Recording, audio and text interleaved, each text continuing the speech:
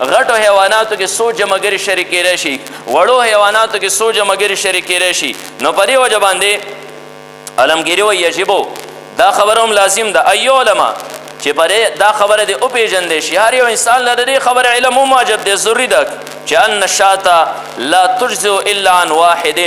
بزه چې کوم دی نو دا ګوره صرف او صرف د یو کس نه جایز کېږي دې کې ته شرکت نشي کولی چې دوه څلور کس راغونډ شي هلکه یو ګډ به والو یو بزه به والو اگر که دا ډېره زیاته غټه ولې نه وي د غوا مقدارې ولې نه وي خو دې کې شرکت نه کېږي دا به صرف او صرف د یو کس د طرفه هغه جایز ده د زیاتو د طرفه نه ده نو دی لیکي وایي وان کانت عظیمة اگر که دا ډېره زیاته غټه ولې نه ده خو یو کس بزه حلالولی شي ګډ ګډ حلالولی شي دغه شانتې بزو کې مذکر یعنې پسه دا حلالولی شي دې کې شرکت دا نه کېږي والبقر والبعیر یجزي عن 7 غواګانې شوي دغه شان اوښې شوي دا د 2 کسانو پورې دا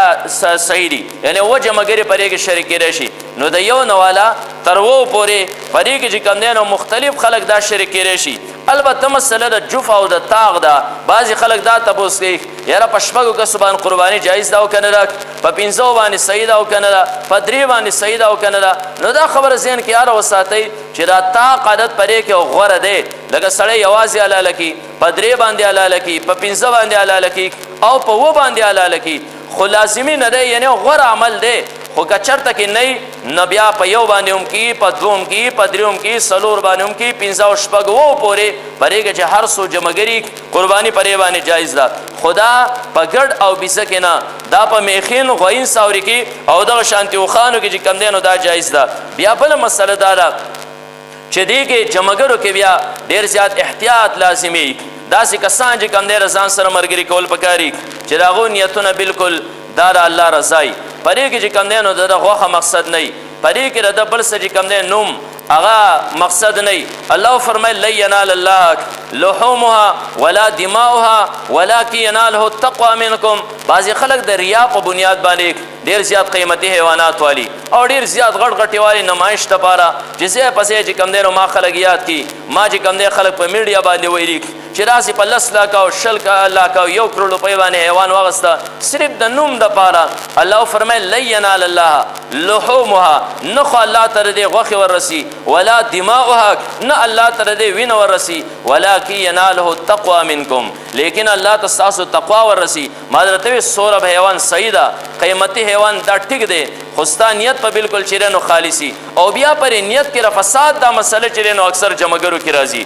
نو د یو کس چې نو نیت صحیح خو د بل پکې فاسري نو بیا که یو انسان جمعګري نسي نو بیا دی کې احتیاط لازمي دی یاره د بل دا پیسې دا د کم طرفه راځي د ده دا پیسې حلالې دي او که مردارې دي بیا د ده نیت څنګه دی بعضې سړی ښه په خپله په ژبه باندې لګیا وایي او ته په دې باندې پوه چې دا لګیا دی د غوښو دپاره دی لګیا دی د نوم دپاره دی لګیا دی د خلکو د پیغور د بچ کېدو دپاره د ده مقصود رضای الهي نه ده نو که داسې یو فرد پکې و نو بیا د ټولو قرباني رانسي کېږي ورې نو په داسې ځای کې جمعګرو کې بیا احتیاط لازمي دی نو وړه حیوان چې دی دا بیزره ګډ دی یا ګډه ده یا چې کوم دی نو پیسه وغیره دی نو دا د یو کس نه صحیح کېږي او والبقر والبعیر یجزي عن 7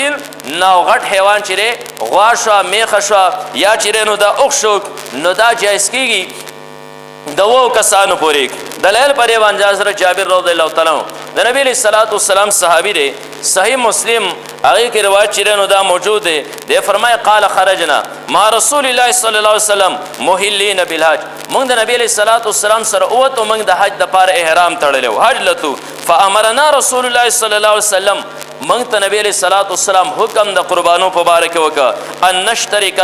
فی الابل والبقر کل 7 منا فی بدنه چې موږ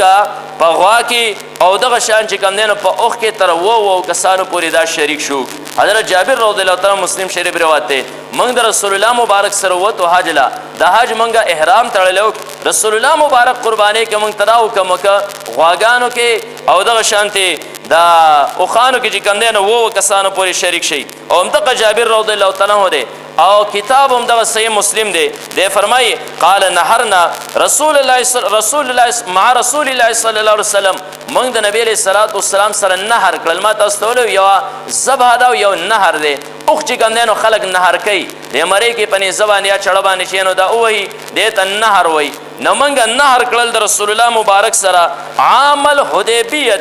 د حدیبیه په کال باندې پیغمبر علیه الصلاۃ والسلام د خپل صحابه سره روانو او نبی علیہ الصلوۃ والسلام عمره لتک او دی بیا مقام د هغه باندې کفار رالل نبی علیہ الصلوۃ والسلام منه کوم مشهوره د حدیبیه واقعه هغه کې بیا صلح لیکل شوی را صلح حدیبیه مشهوره صلح ده هغه کې رسول الله مبارک هغه کال عمره و نکړه واپس شو خو چې کم حیوانات رضان سره راوستیو هغه ذبح کړل نو دی فرمایي وای موږ د نبی علیہ الصلوۃ والسلام سره ذبح کړل د حدیبیه په کال باندې البدنه عن 7 والبقر عن 7 او خان موږ په وو کسوانی ذبح کړل او دغه شانتي غواګانې هم چیرې نو دا موږ په وو کسوانی ذبح کړې نو شرکا چې کم دی د یو نوالک تر وو پورې پرې مابین کې چې کم دی نو دا ته شریک کولی شي او بیسه کې چې کم دی نو زیات نشي شریک کولی ځکه فتاوی علمګیري وایي یجب ان یعلم واجب د لازمي ده چې دا خبره مو پیژندل شي ان الشاة لا تجزي الا عن واحدة وان كانت عظيمة بیسه ګوره د یو کس نجایز کی زیات نجائز کی اگر کراڑے رسیات عظیم اول نہیں دو شان جی کم دے حضرت ابن عباس رضی اللہ تعالی عنہما د نبی علیہ الصلوۃ والسلام د ترس ویرے حدیث مشہور کتاب سنن ابن ماجہ کی روایت ہے اگر فرمائے ان نبی صلی اللہ علیہ وسلم نبی علیہ الصلوۃ والسلام تاتاه رجل یو سړی ور لراغه فقال دې سړی رسول الله مبارک نه تپوسو و ان علی بدنه زما باندې پسیمه باندې قضا دا یو غټ حیوان را باندې قضا لکه غوین حیوان دی یا چې کم دی نو اوخ وغیره دی او انا موسر بها ولا اجدها نو بیا فاشتریها فامرها النبي صلی الله علیه وسلم ان یبتاع 7 شیاه فیذبحن دوی چې دا خو ماته نه میلاویږي غټ حیوان را باندې قرض دی وسو کما مشکله دراتره غټ حیوان میلاویږي رک پیغمبر علیه الصلاۃ والسلام تو فرمایل وی چې غټ حیوان نه میلاویږي و بيزي والا او دا و بيزي چې نو دا سبکا دې ځنه پته ولګی دا چې یو بيزا د یوې حصے کار کوي دا دوی سو کار نه کوي کړه دوی سو کار کوله یا د زیاتې سو کار کوله او د غټ حیوان نه میلاوي دی نبی علیہ الصلوۃ والسلام ورته فرمایل چې بر یو بيزه کې ردیو سلوري سو هغه چې نو نیت وکاک نو د یو غټ حیوان بدله کې رسول الله مبارک ورته و بيزي زوا کول هغه چې نو حکم وکنه یو بيزه یوې سینه داسې کی پر یو حضرت عبد الله ابن عمر